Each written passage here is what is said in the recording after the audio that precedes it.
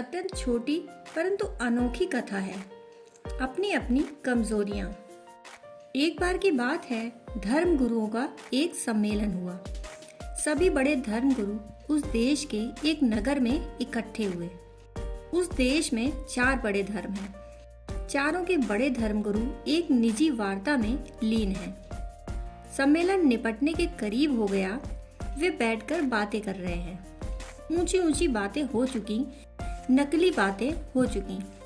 अब वे बैठकर गपशप कर रहे हैं। 75 साल का एक बूढ़ा धर्मगुरु कहता है, हो गई वे बातें, सुन गए लोग, लेकिन मैं तुम्हारे सामने क्या छिपाऊं। मैं तो आशा करता हूं कि तुम भी न छिपाओगे। अच्छा होगा कि हम एक दूसरे को बताएं कि हमारी असली जिंदगी है क्या।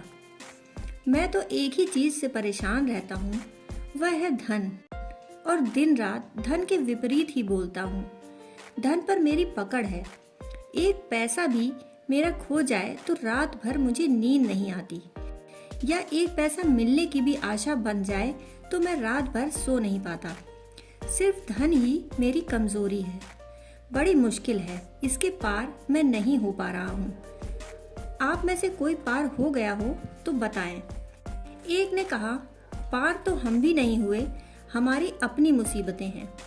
दूसरे ने कहा, मेरी मुसीबत तो यह अहंकार है, इसके लिए जीता हूँ, इसी के लिए उठता हूँ, इसी के लिए बैठता हूँ, इसी के लिए अहंकार के खिलाफ बोलता भी हूँ, पर है यही, इससे मैं बाहर नहीं हो पाता। तीसरे ने कहा, मेरी तो कमजोरी काम वासना है। ये स्त्रियां मेरी कमजोरी हैं। दिन रात मैं लोगों को समझाता हूँ, प्रवचन करता हूँ, लेकिन उस दिन बोलने में आनंद नहीं आता जिस दिन स्त्रियां नहीं आती। चर्च में ब्रह्मचर्य का व्याख्यान देता हूँ, मुझे बोलने में खुद ही आनंद नहीं आता। जिस दिन स्त्रियां आती हैं उस दिन मेरा जोश देखने लायक होता है।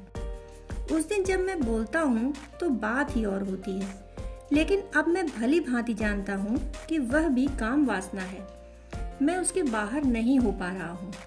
चौथा आदमी जो वहाँ पर मौजूद था, वह उठकर खड़ा हो गया और बोला, क्षमा करें, मैं जाता हूँ। सबने कहा, लेकिन तुमने अपनी कमजोरी तो बताई ही नहीं। उसने कहा, मेरी तो सिर्फ एक ही कमजोरी है, वह है निंदा।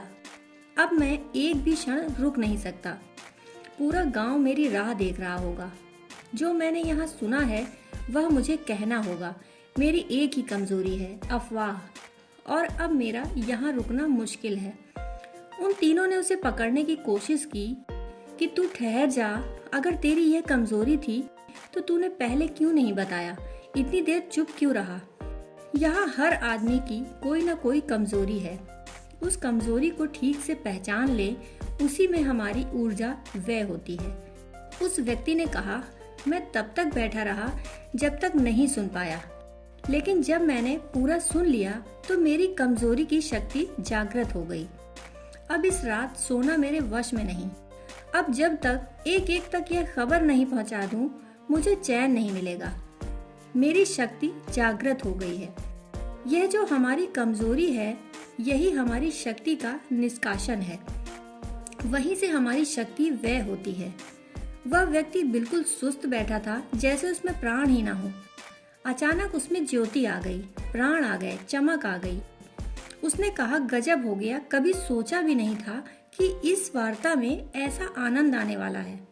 हमारी कमजोरी हमारी शक्ति के व्यय का बिंदु है। भोग हो या भोग के विपरीत त्याग हो, बिंदु वही रहता है, ध्यान वही केंद्रित रहता है, शक्ति वहीं से विसर्जित होती है।